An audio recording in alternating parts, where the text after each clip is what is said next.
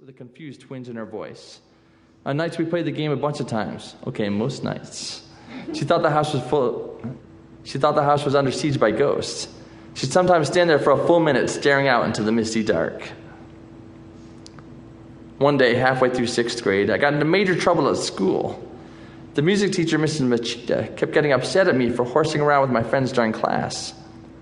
Finally, she ordered me to report to the principal's office. I said, okay, fine, you fucking bitch. Wow. Who could have known she'd turn magenta and haul me out of the room by the scruff of my neck? I'd grown cavalier with curse words, having called my mom the same thing 1,000 times without a flinch. We're calling your parents, said the principal, Dr. Joan Burke, steering me with her death stare after Mrs. Machida told the story. I explained to them that my dad was at work, that my mom was deaf. Back then, my mom had no operator-assisted phone. That advance in technology was still years away. When she wanted to make a phone call, whether to order a pizza or talk to my friend for an hour, she needed me or one of my brothers to translate for her. Look, I said to Mrs. Machida and Dr. Burke, you guys want to talk to my mom, you got to wait till I get home so I can tell her what you're saying. Tell her what you're saying. I thought about it the whole bus ride home, not sure what exactly I was about to do, but sure I was about to do it. The phone was ringing as I walked in the door. Hello. Davy, it's Dr. Burke. Can you put your mother on, please? I tracked down my mom and told her the principal of my school was on the phone. What does she want? My mom asked me. I shrugged and flashed a mystified look. My mom picked up the receiver. Hello, this is Barbara, she said. She passed the phone back to me. Dr. Burke said, okay, Davy, you need to tell your mom there's a serious situation based on your behavior in Mrs. Machida's class today. Does she already know about what happened? No. You need to tell her there's a serious situation. We need to discuss with her your situation. That language was used, unacceptable language. And if this kind of behavior occurs again, there will be serious consequences, suspension or expulsion. Okay, I said, hold on, let me tell her all that.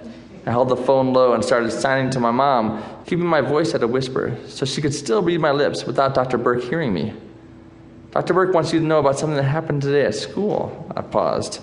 It was during recess. Some kids, they were torturing a butterfly.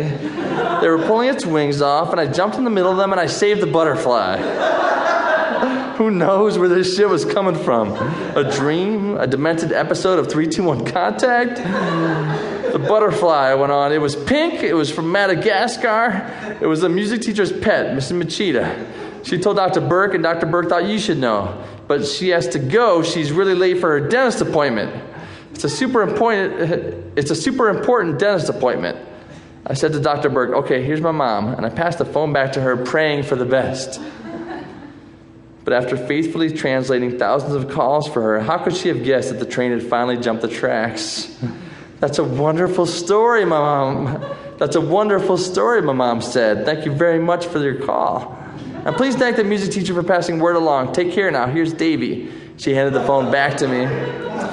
See you tomorrow, Dr. Burke, I said quickly. Wait, what'd your mom say about wonderful?